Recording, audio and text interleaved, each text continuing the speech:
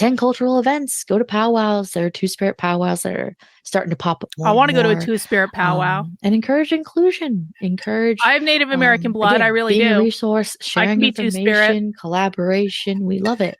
It helps make sure people are on the same page, and just builds a better, happier environment for everybody. So I'm gonna tell you guys a quick story. So I really do actually have Native American blood. My mom always told me I had Native American blood, and I never really like looked too far into it until I was doing one of those like DNA tests. I did like an Ancestry.com DNA test like 8 billion years ago, which I know means the government has all my DNA, but like whatever, it was a mistake I made, can't take it back now.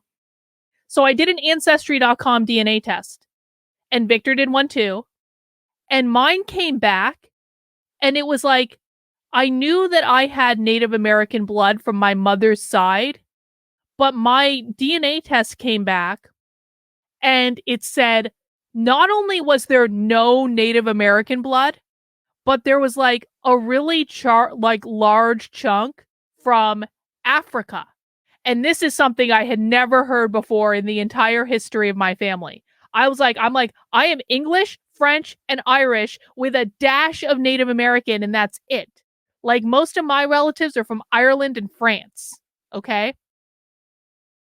And so I got these DNA results back, and like the Irish and the French was like in there, but it was like this big chunk of DNA from Africa and like no Native American blood. And I got to tell you, this bugged me out for about for at least a week, because I was like, my mother lied to me. Am I adopted? What the fuck is going on? What the fuck are these results? I was seriously bugging out about this. I was like, did my mother even have me? Like, am I adopted? And I just start, because this is something my mother would do. You guys don't understand. My mother is the type of person that would absolutely have adopted a child and then never tell the child they were adopted. So I had like a whole identity crisis going on. I was like, who even am I? And then I got a letter from Ancestry.com telling me they fucked up my DNA results.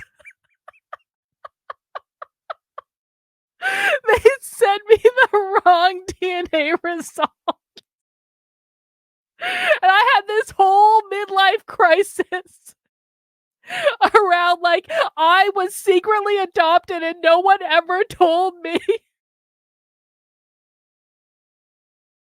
And so then I went and I did 23andMe, and I like 23andMe way better. I was like, I need like a second opinion on this. So I got my 23andMe DNA results, and everything was just as it should be. So when in doubt, go with 23andMe and not Ancestry.com. Ancestry.com can eat a dick. 23andMe is way better. Yes, it does. I've actually had like people contact me that were like distant relatives, like long lost relatives, saying I found you because of 23andMe. I actually kind of like 23andMe. You get some interesting information about yourself. Honestly, I think it's a good thing. You know, and again, I understand all of my DNA results have already been cataloged by the government and all this stuff. I get it. I really do. But once you can't unring the bell, okay? And like once you ring the bell, you just might as well make do. And 23andMe actually has a lot of interesting stuff on their website.